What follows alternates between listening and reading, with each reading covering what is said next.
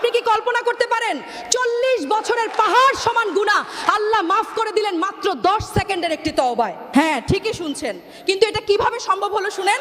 হযরত মুসা আলাইহিস সালামের আমলে অনেক দিন যাবত বৃষ্টি হয় না, ভয়াবহ খরা, আকাশ থেকে এক ফোঁটা পানিও পড়ছে না, মাটি ফেটে চৌচির, মানুষ পশু পাখি গরমে ছটফট করছে। মানুষের কান্নার হাহাকার দেখে হযরত মুসা আলাইহি তার উম্মতদের নিয়ে খোলা মাঠে সালাতুল ইস্তিসকা বা বৃষ্টির নামাজের জন্য দাঁড়ালেন। সবাই ভাবছে আল্লাহর নবী হাত তুলেছেন, এখনই অঝোর ধারায় বৃষ্টি নামবে, কিন্তু হলো তার উল্টোটা।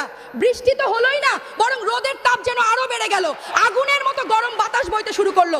নবী মুসা অবাক হয়ে আল্লাহকে জিজ্ঞেস করলেন, হে আল্লাহ, আমরা তোমার কাছে বৃষ্টি চাইলাম আর তুমি তাপ বাড়িয়ে দিলে, কারণটা কি?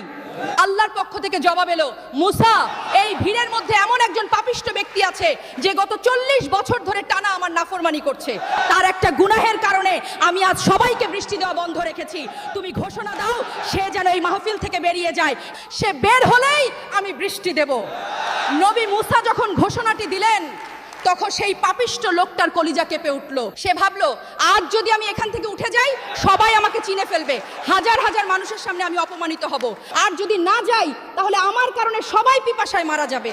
তখন সে কাপড়ের আড়ালে মুখ লুকিয়ে মনে মনে আল্লাহর সাথে কথা বলা শুরু করলো। সে ফিসফিস করে বলল, হে আমার মাবুদ, 40 বছর আমি তোমার নাফরমানি করেছি, তবুও তুমি আমাকে মানুষের সামনে অপমান করনি, সব গোপন রেখেছো। আল্লাহ, আজ আমাকে সবার সামনে অপমান করো না, আমি কথা দিচ্ছি আমি আর পাপ করব না, তুমি আমাকে মাফ করে দাও প্রভু।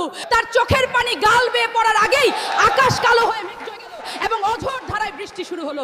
এবার মুসা নবী অবাক হয়ে বলল, হে আল্লাহ, কেউ তো বের হলো না, তবুও তুমি বৃষ্টি দিলে? আল্লাহ উত্তর দিলেন, হে মুসা, যার পাপের কারণে বৃষ্টি আটকে রেখেছিলাম, এখন তার তওবার খাতিরেই আমি রহমতের বৃষ্টি নামিয়ে দিলাম।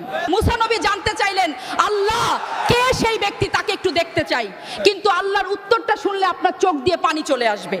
আল্লাহ বললেন, মুসা, সে যখন আমার নাফরমান ছিল তখনই আমি তার নাম প্রকাশ করিনি, আর এখন সে আমার বন্ধু হয়ে গেছে, আমি কেমন করে তাকে অপমানিত করব?